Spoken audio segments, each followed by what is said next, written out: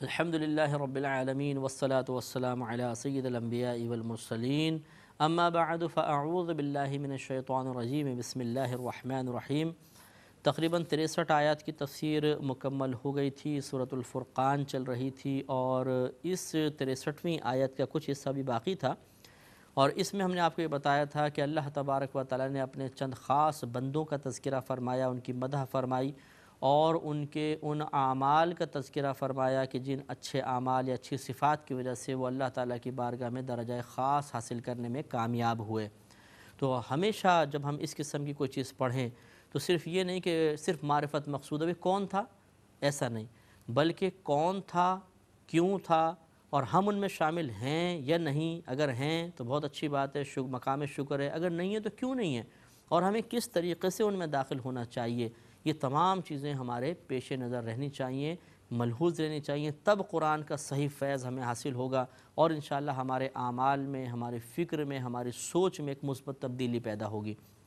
لہذا اس میں کل اللہ نے یہ پہلی بات جو بیان فرمائی کہ عباد الرحمن، اللہ تبارک و تعالیٰ کے خاص بندے، الذین وہ ہیں جو یمشون چلتے ہیں علی الارض زمین پر، ہونن نرمی کے ساتھ۔ تو ہم اس پہ کلام کر رہے تھے کہ جو اللہ تعالیٰ کا خاص بندہ ہوتا ہے، مقرب بندہ ہے، اچھا بندہ ہے، وہ تکبرانہ چال سے بچتا ہے۔ اس انداز سے چلنا، اکڑ کر چلنا کہ دوسرے اس میں اپنے لیے حقارت اور تضحیق کا پہلو محسوس کریں، یہ قطعاً غیر مناسب ہے۔ اس کے لیے اگر آپ کو ایک اس آیت کی عملی مثال دیکھنی ہو تو نبی کریم صلی اللہ علیہ وسلم کو ملاحظہ کیجئے، آپ ان کی سیرت کی کتابیں اٹھا کر پڑھیے۔ فتح مکہ کے موقع پر جب نبی کریم صلی اللہ علیہ وسلم ایک فاتح کی حیثیت سے مکے میں داخل ہوئے تو صحابہ کرام کہتے ہیں کہ آپ اپنی اونٹنی پر جلوہ افروز تھے اور آپ اونٹنی پر ایسے جھکے ہوئے تھے کہ آپ کا سر مبارکہ اونٹنی کی گردن سے لگ رہا تھا،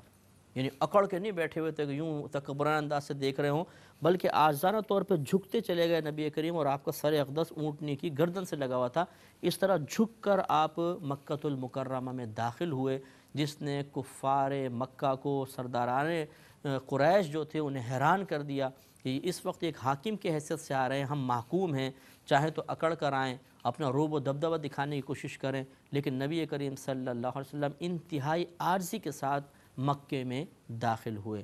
اور آپ کے لیے یہ اکڑ وغڑ دکھانا یہ آپ کے نہ شان کے لائق تھا، نہ آپ کے منصب کے لائق تھا، اور نہ حقیقتاً ہمارے نبی کریم صلی اللہ علیہ وسلم کو اس کی حاجت و ضرورت تھی، اس لیے کہ آپ کے پاس منصب نبوت تھا، اور اللہ تبارک و تعالیٰ نے ہمارے نبی کریم صلی اللہ علیہ وسلم کو روب نبوت سے نوازا تھا۔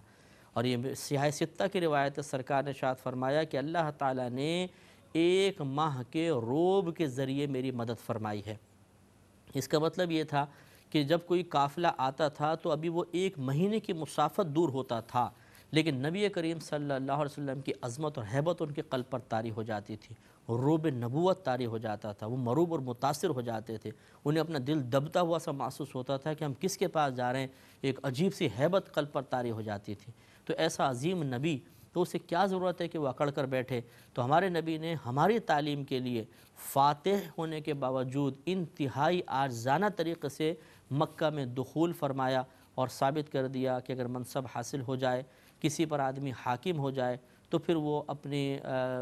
اکڑ نہ دکھائے، تکبر اختیار نہ کرے، بلکہ اس وقت بھی یہی سمجھے کہ مجھ پر ایک اور ذات حاکم ہے جس کو ہم رب کہتے ہیں، اللہ کہتے ہیں، اور اس کے سامنے اظہار عاجزی ہی بہتر ہے۔ لہذا پہلی تو یہ اللہ نے شان بیان فرمائی اپنے خاص بندوں کی کہ وہ زمین پر متکبرانہ طور پہ نہیں چلتے ہیں، عاجزی اور انکساری کے ساتھ چلتے ہیں۔ آگے فرمایا وَإِذَا خَاطَبَهُمُ الْجَاهِلُونَ، اور جب جاہل ان سے کوئی خطاب کرتے ہیں، کوئی بات کہتے ہیں، قَالُوا سَلَامًا، تو وہ کہتے ہیں بس جی سلام۔ یعنی جب جاہل اپنی جہالت پر اتر آتے ہیں، الٹی سیدھی باتیں کرنا، بہتان لگانا، غلط حرکت کرنا، تنگ کرنا، تو وہ سلام متارکت کرتے ہیں۔ سلام متارکت معنی ہوتا ہے چھوڑ دینے والا سلام، اچھا بھائی سلام، السلام علیکم، جاؤ بھائی جاؤ، ہم اپنے رستے پہ چلتے ہیں۔ یعنی کیا مطلب؟ بحث نہیں کرتے ہیں، بلکہ وہ سلام متارکت کر کے ان سے جدا ہو جاتے ہیں۔ اور ایک عالم کا کمال یہی ہے، ایک حلم اور بردباری رکھنے والے کا کمال، ایک ذہین شخص کا کمال یہی ہے کہ وہ جاہل کے منہ نہیں لگے گا، بلکہ وہ جاہل کی جہالت کو نظر انداز کر کے اس کے پاس سے ہٹ جائے گا۔ تو ہم ایسا عموماً نہیں کرتے ہیں، بلکہ ہم اگر کوئی ہم سے بحث کرنا شروع کر دیتا ہے، اگر ہم تھوڑا بہت بھی علم رکھتے ہیں تو ہم اس سے بحث میں اتر آتے ہیں۔ اب وہ اپنی جہالت کی وجہ سے بعض اوقات کلمات کفر نکال رہا ہوتا ہے زبان سے، ہمیں کوئی پرواہ نہیں ہوتی۔ ہم چاہتے ہیں کہ اپنی گفتگو میں اسے شکست دے دیں اور وہ اپنی شکست کا اعتراف زبان سے کرے، تب ہمیں خوشی ملے گی، ایک کمال کی بو ہمیں محسوس ہوگی، اپنے آپ کو ہم درجہ کمال پر رکھیں گے، ایک بڑا پن سا نفس کے اندر محسوس ہوگا۔ ان کیفیات کو حاصل کرنے کے لیے بحث میں پڑ جاتے ہیں۔ اس کا نتیجہ نکلتا ہے کہ پھر بعض اوقات ہاتھا پائی تک نوبت آتی ہے، اس سے بھی آگے بڑھ جاتے ہیں، یا کم از کم دل دور ہو جاتے ہیں، غلط جملہ اس کی زبان سے بھی نکل جاتا ہے، ہماری زبان سے بھی نکل جاتا ہے۔ اس لیے ہوتا ہے کبھی آدمی کی بے توجہی ہوتی ہے، اس طرح ہو جاتا ہے مکالمہ، لیکن حتی الامکان کوشش یہ کرنی چاہیے کہ جاہل سے بحث نہ کریں۔ ایک بزرگ فرماتے ہیں کہ کیا میں تمہیں کسی عالم کی بے بسی کا وقت نہ بتاؤں؟ تو لوگوں نے عرض کی کہ حضور ضرور بتائیے۔ فرمایا اس وقت کہ جب وہ جاہلوں کے درمیان پھنس جاتا ہے، یعنی جاہلوں سے بحث شروع کر دے تو وہ اپنے دلائل دے رہا ہے، وہ جاہل کو کچھ سمجھ میں نہیں آ رہا، وہ اپنی اوٹ پٹانگ مار رہے ہیں، تو پھر اس عالم کے لیے بس یہ بڑی بے بسی کا لمحہ ہوگا کہ سامنے والا کچھ سمجھ نہیں پا رہا اور اپنے سطحی قسم کے دلائل کو وہ بہت کچھ سمجھ رہا ہے، تو پھر وہ بیچارہ بے بس ہو جاتا ہے۔ تو ضرورت ہی کیا تھی بحث کرنے کی؟ اس قسم کے جہلاء سے جب اللہ کے خاص بندے ملتے ہیں اور وہ کوئی سامنے والا جہالت کا اظہار کر رہا ہو تو سلام متارکت کر دیتے ہیں۔ اسی طریقے سے کوئی لڑائی جھگڑا کرنے لگے، کوئی گالی گلوچ کرنے لگ جائے، جیسے ہوتا ہے کہ آپ کہیں گئے تو اچانک کسی نے سامنے کو پاؤں پہ پاؤں پڑ گیا، کچھ ہو گیا تو اس نے ایک دم بھڑک گیا، گالی گلوچ شروع کر دی اور لڑائی جھگڑا شروع کر دیا۔ تو یہ ان خاص بندوں کی نشانی یہ ہے کہ لڑنا جھگڑنا، گالیاں بکنا، یہ ایک جہالت کی علامت ہوتی ہے۔ تو وہ پھر خود بھی جاہل نہیں بن جاتے کہ وہ بھی گالیاں بکنا شروع کر دیں اور لڑائی جھگڑا شروع کر دیں، بلکہ بس وہاں سے ہٹ جاتے ہیں صبر و تحمل کرتے ہوئے۔ یہ ایک اچھی صفت ہے، اس کو ہمیں اختیار کرنے کی کوشش کرنی چاہیے۔ آگے شاہ مزید صفت بیان فرمائی کہ والذین، اور وہ جو یبیتون، رات گزارتے ہیں، لربہم، اپنے رب کے لیے، سجدا و قیاما، سجدے میں اور حالت قیام میں۔ یعنی رات گزارنے کا مطلب پوری رات نماز پڑھتے رہتے ہیں، یہ ضروری نہیں ہے، بلکہ رات کے حصے میں وہ نماز پڑھتے ہیں۔ تو یعنی تہجد ادا کرتے ہیں، اگر تہجد کا موقع مل جائے تو نور علی نور ہے، اور اگر کوئی بہت زیادہ مصروف ہو کہ اگر رات میں اٹھوں گا تو اگلے دن مجھے مشقت کا سامنا کرنا پڑے گا، ڈیوٹی ٹائٹ ہے، کوئی مزدوری وغیرہ کرتے ہیں، رات میں سونا لازم ہے، تو ان کے لیے پھر علماء نے فرمایا کہ بہترین چیز یہ ہے کہ نبی کریم صلی اللہ علیہ وسلم نے ارشاد فرمایا، جس نے فجر کی نماز جس نے عشاء کی نماز با جماعت پڑھی اور پھر فجر کی نماز با جماعت پڑھ لی تو اللہ تعالیٰ اسے پوری شب عبادت کا ثواب عطا فرماتا ہے۔ تو کم از کم یہ دو نمازیں با جماعت پڑھ لی جائیں تو وہ بھی بالکل ایسا ہوگا جیسے شب بیدار ہے، اور اس کے لیے بھی انشاءاللہ اس قسم کا اجر و ثواب ہوگا۔ یا اس کی مدح اللہ تبارک و تعالیٰ نے جیسے اپنے خاص بندوں کی مدح فرمائی، اس کا مستحق وہ شخص بھی ہو سکتا ہے۔ لیکن جو اس طرح کرے کہ عشاء جماعت سے پڑھے، فجر جماعت سے پڑھے اور پھر تہجد کے لیے بھی اٹھ جائے تو نور علی نور ہے، اور یہ ان لوگوں سے یقینی سی بات ہے فائق ہوگا، بلندی رکھے گا۔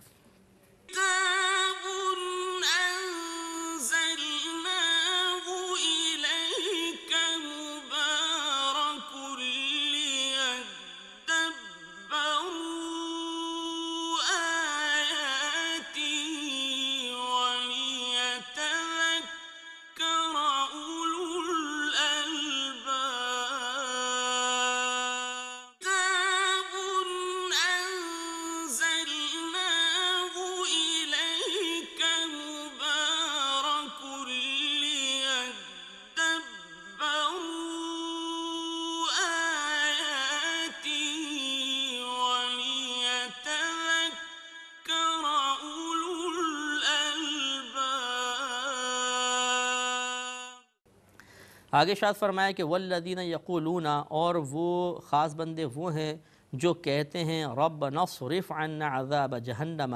اے ہمارے رب پھیر دے ہم سے جہنم کے عذاب کو، یعنی ان کے دل میں خوف ہوتا ہے، وہ جہنم کے عذاب کا احساس رکھتے ہیں اور وہ اللہ تعالیٰ سے اس عذاب کی دوری کی دعائیں کرتے رہتے ہیں۔ ان عذابها کان غراما، بے شک اس کا عذاب گلے کا پھندا ہے،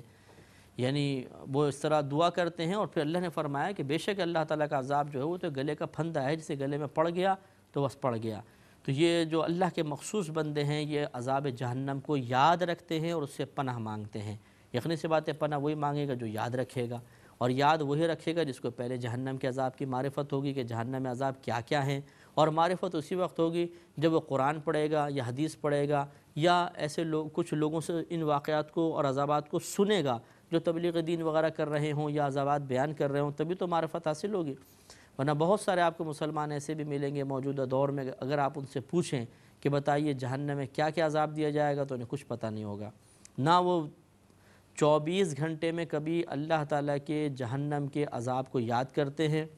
نہ وہ اس سے پناہ طلب کرتے ہیں۔ مہینوں مہینوں دعائیں ہماری عذاب جہنم سے پناہ سے خالی ہوتی ہیں، یعنی ہم اپنے دعاؤں میں اس کا تذکرہ نہیں کرتے ہیں۔ یہ غلط روش ہے۔ اللہ کے جو مقرب بندے ہوتے ہیں وہ ہمہ وقت اللہ کے عذاب سے، اس کی گرفت سے ڈرتے رہتے ہیں اور اپنے دعاؤں میں ان عذابات سے دوری کو بیان کرتے ہیں اور ایسی دعاؤں کو اپنی دعاؤں میں شامل رکھتے ہیں کہ جس میں عذابات سے پناہ مانگی گئی ہوتی ہے۔ ہمیں بھی طریقہ اختیار کرنا چاہیے۔ تو اللہ نے فرمایا کہ ان عذابہ کان غراما، بے شک اس کا عذاب گلے کا پھندا ہے، انہا ساعت مستقرا و مقاما، بے شک وہ یعنی جہنم جو ہے وہ بہت ہی بری ٹھہرنے کی جگہ ہے، یعنی ٹھہرنے کے لحاظ سے بہت ہی برا مقام ہے۔ اگر وہاں کو چلا گیا تو اس مقام کا جو عذاب ہے، جو اس کی سختیاں ہیں، وہ وہی جان سکتا ہے۔ اللہ تعالی ہم سب کو اس سے محفوظ فرمائے۔ مزید صفات بیان کی کہ والذین، اور وہ ہیں جو اذا انفقوا، کہ جب وہ خرچ کرتے ہیں، لم یسرفوا، تو وہ اسراف نہیں کرتے، ولم یقتروا، اور نہ کمی کرتے ہیں، وکان بین ذلک قواما، اور ان دونوں کے درمیان میں حالت اعتدال پر رہتے ہیں۔ یہ بڑا بہترین اللہ تعالیٰ نے یہ بات بیان فرمائی۔ ہر بات بہترین ہمارے رب کی، اور یہ بہت ہی نفیس کلام ہے۔ ہمارے نبی کریم صلی اللہ علیہ وسلم نے ارشاد فرمایا کہ خیر الامور اوسطھا، کہ کاموں میں سے سب سے بہتر ان کا درمیانہ ہے، یعنی ایک ہے زیادتی کی طرف، ایک ہے کمی کی طرف، ان دونوں کا ہٹائیں، درمیان میں رکھیں، نہ زیادتی نہ کمی۔ تو اللہ نے ارشاد فرمایا کہ وہ خرچ کرتے ہیں لیکن نہ بہت زیادتی کے ساتھ نہ کمی کے ساتھ۔ زیادتی کا مطلب یہ کہ یعنی اسراف نہیں کرتے ہیں، بہت زیادہ فضول خرچ کرنا ایسا بھی نہیں کرتے ہیں، جہاں خرچ کرنا چاہیے وہاں روکتے بھی نہیں ہیں، تنگی بھی نہیں کرتے ہیں، بلکہ جہاں خرچ کرنا چاہیے کرتے ہیں۔ تو اسراف کی تعریف یہ ہوتی ہے کہ کوئی چیز خرچ کرے آدمی اور اس میں نہ دین کا فائدہ ہو نہ دنیا کا، اسے اسراف کہتے ہیں۔ مال میں اسراف کی تعریف یہی ہے کہ مال کو اس طرح خرچ کرنا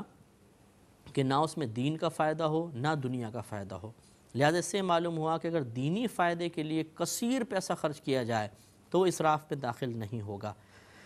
اور اس طرح دنیا کے لیے جو پیسہ دنیاوی فائدے حاصل کرنے کے لیے پیسہ خرچ کیا جائے اسے بھی اسراف میں آپ شمار نہیں کر سکتے۔ جیسے ایک آدمی ایک بلڈنگ بناتا ہے 10 منزلہ 12 20 منزلہ، تاکہ میں اس کے فلیٹ بنا کے بیچوں گا، نفع کماؤں گا، بامقصد کام ہے، اس کو آپ اسراف نہیں کہہ سکتے ہیں۔ تو دینی فائدہ یا دنیاوی فائدہ اگر ملحوظ ہو تو جو پیسہ خرچ کیا جائے گا وہ اسراف میں شامل نہیں ہوگا، اور ویسے آپ کریں تو اسراف ہے۔ مثلا ویسے ہی بیکار کھیل تماشوں کے اندر پیسہ خرچ کر دینا، نہ ان سے دین کا کوئی فائدہ ہے نہ دنیاوی طور پہ کوئی فائدہ حاصل ہو رہا ہے، ویسے لاکھوں روپے لگا رہے ہیں کھیلوں میں یہ وہ، تو یہ پیسہ جو ہے اسراف میں شامل ہوگا۔ اسی طرح وہ تنگی نہیں کرتے خرچ میں۔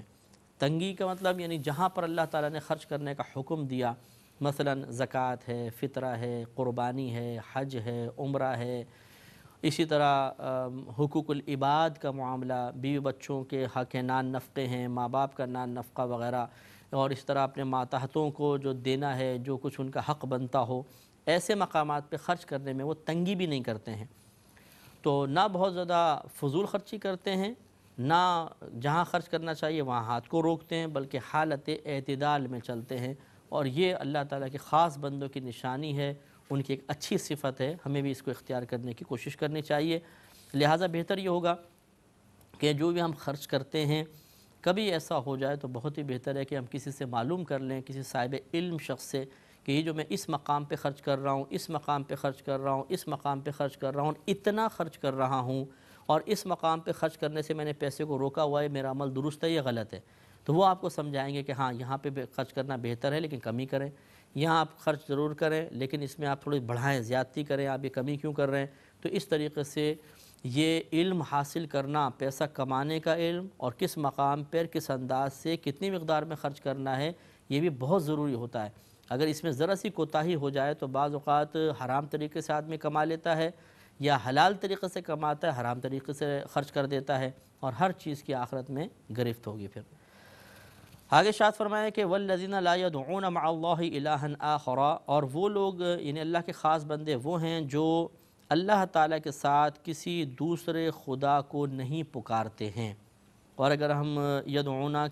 کو عبادت سے مراد لیں یہاں پر، کیونکہ یہ یدعون عبادت کے معنی میں بھی آتا ہے کہ وہ اللہ تعالیٰ کے علاوہ کسی دوسرے معبود کی عبادت نہیں کرتے ہیں، صرف اللہ کو پکارتے ہیں معبود سمجھ کر، اور اللہ کو معبود سمجھ کر اللہ کی ہی عبادت کرتے ہیں، کسی اور کی عبادت نہیں کرتے ہیں۔ وَلَا يَقْتُلُونَ النَّفْسَ الَّتِي حَرَّمَ اللَّهُ إِلَّا بِالْحَقِّ،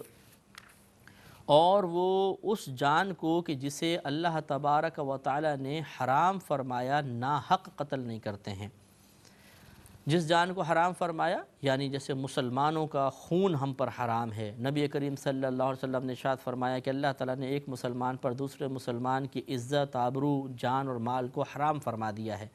یعنی ناحق ہم کسی کو قتل کریں، اس کا مال چھین لیں، یہ حرام اور گناہ کبیرہ ہے۔ حلال سمجھ کے کریں تو کفر تک بھی پہنچ جاتا ہے۔ تو یہ اللہ تعالیٰ نے ایک شان ان کی یہ بھی بیان فرمائی کہ وہ کسی کو قتل نہیں کریں گے، ہاں قتل کریں گے تو حق کے ساتھ، جہاں پر شریعت کا حکم ہوگا وہاں کریں گے۔ مثال کے طور پر کہ کسی قاتل کو سزا دینی ہے سزائے موت، اور اس شخص کا منصب یہ ہے کہ سزائے موت دے گا، پھندہ وغیرہ ڈالے گا، تو اب یہ قتل کرنا یا رجم کرنا ہوتا تھا پہلے دور میں، تو جو شادی شدہ زانی تھا اسے رجم کرنا، اسے قتل ہی کرنا ہے، لیکن اللہ کے حکم سے تو وہ ناحق نہیں ہے بلکہ حق کے ساتھ ہے، تو گویا کہ وہ قتل وغیرہ ناحق نہیں کرتے۔ اس پہ ہم کلام جاری رکھیں گے لیکن اگلے پروگرام میں وآخر دعوانا ان الحمد للہ رب العالمین۔